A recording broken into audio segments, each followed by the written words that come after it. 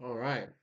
Today we're going to be talking about Shinzo Abe and the peculiar circumstances around his assassination and what that means for Japan going forward. Okay, let's have a good read.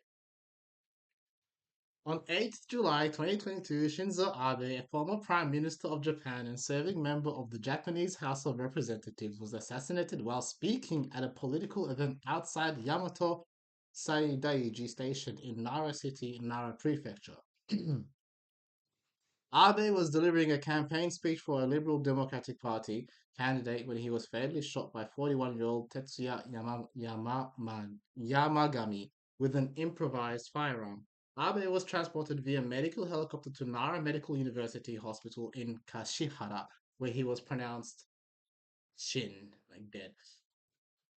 Leaders from many nations expressed, like, okay, it's not good, but yeah, like, that's terrible, right?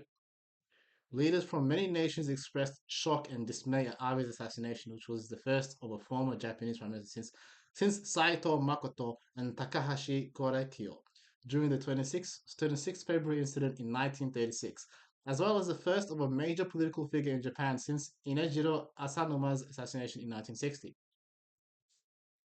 The assassination brought scrutiny from Japanese society and media against the UFC alleged practice of pressuring believers into making exorbitant donations.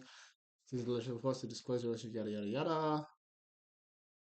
Abe's killing has been described as one of the most effective and successful political assassinations in recent history due to the backlash against the UFC that it provoked. The Economist remarked that Yamagami's political violence has proved stunningly effective. Political violence seldom fulfills certain of its perpetrators' aims. All right, that's very interesting. That's very interesting. So what effects is Abe's assassination going to have on Japan and the Japanese public as a whole? Well, if we see now, Japan has actually finally given way to migration policies, and I think that's very interesting. And also, I think that's very telling. So, what was Abe's political views? Like, what were his views? I want to know. Did he want immigrants? Did he want Africans and Arabs and everyone coming to Nippon? Is this what Abe wanted? Let's have a look. Shinzo Abe, September 1954 to 22, was Japanese political citizen, yada yada yada yada yada yada. He was the longest serving prime minister in Japanese history for almost 9 years in total. Abe was born into the prominent Sato Kishi family. Abe was a staunch conservative and associated with the Nippon Kaigi, which holds negationist views on Japanese history, including denying the role of government coercion and the recruitment of conflict women in positions which caused tension during political careers and positions, yada yada yada. Abe's government initiated career after South Korean Prime Minister of Japanese companies, yada yada yada. All right, more or less, Abe uh, would not have allowed what is going on here. Nippon Kaigi is Japan's largest ultra conservative, ultra nationalist, far right non governmental organization and lobbying group. It was established in 1997. That was a good year. That's when I came onto this planet, and has approximately 38 to 40,000 members. The group has significant influence in Japanese politics. In October 2014, 289 of the 480 Japanese national daimyos were part of the group. Many ministers and a few prime ministers, including Shigeru Ishiba, Taro Aso, Shinzo Abe, Yoshihide Suga, and Fumio Kishida. Enough said. That's it. No more. And you telling me this wigger got assassinated, and now Japan has accepted migration. Let's just do a quick Japan migration policy now. Oh, here we go. From East Asia Forum. released on the 16th of August. In brief, the Japanese government passed an amendment to the Immigration Control and Refugee Recognition Act in June 2024, with the primary goal of replacing the controversial technical intern training program with a new foreign worker program. But the updated law also includes more stringent controls on permanent residents, allowing authorities to revoke permanent resident status when individuals were repeatedly neglected. Okay, yada yada yada. Okay, front door. It has taken 34 years to introduce a front door migration policy that officially accepts unskilled migrants. Ah, and it's also taken an assassination of Shinzo Abe. It took. Hey, we need to get rid of this guy. He's been around for too long.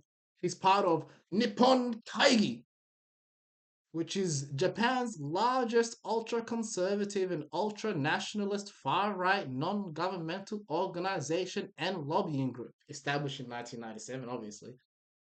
Obviously that's what it needed, right? And now there's a front door for non-skilled migrants, unskilled migrants to come straight into Japan. Isn't that amazing? Oh wow. So, and obviously, the exclusive social and economic factors are pushing Japan toward a more open immigration policy.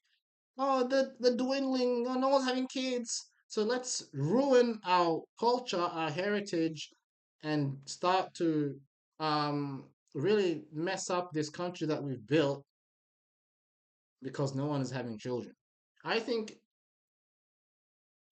the lack of childbirth is explanatory when you look at the society in which most of these first world countries are. You know, what kind of societies are these people living in? Life is not easy. It's tricky. Life, it's a bit tricky. People are struggling right now. Things aren't too easy at the moment. Cost of living is doing people's head in.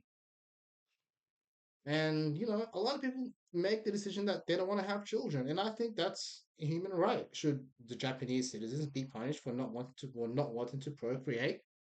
Should they be punished for not wanting to be procreated? So for not wanting to procreate?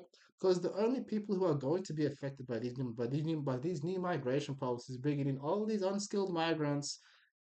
I'm against migration. I'm a migrant myself. I came to Australia at a young age. My family left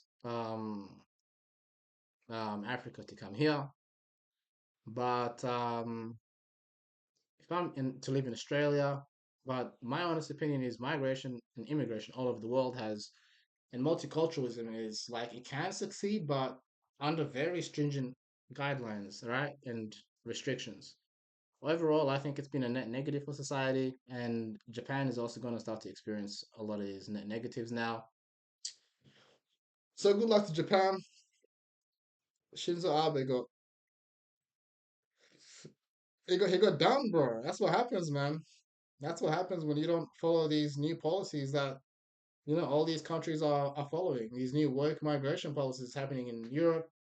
Australia, by the way, has now is allowing in millions of migrants now just come in. Let's just fuck up this country type shit. Let's just fuck this shit up in record time as well. Like in record time. Well, everyone is just working and busy. No one has the time of day to get their head out of the fucking gutter of survival and really look at what is happening in society as a whole, in their country, in their communities, in their neighborhoods, in their states, what legislations are being passed. Hmm. So yeah, I hope everyone enjoyed this video, and yeah, good luck Japan, and let's see what happens. Let's see what happens. Hopefully Japan is tight on criminals and things like that, and they just send them back because Australia couldn't care less really. In Australia, you can, like these migrant kids can come here and, do the good old stabby stabby and just get left out on bail the next day. So that's kind of what's going on here in Australia. But yeah, great country. But yeah, anyways, yeah, we'll end this one here for the last time. Gambare Japan, gambare. You gotta fight.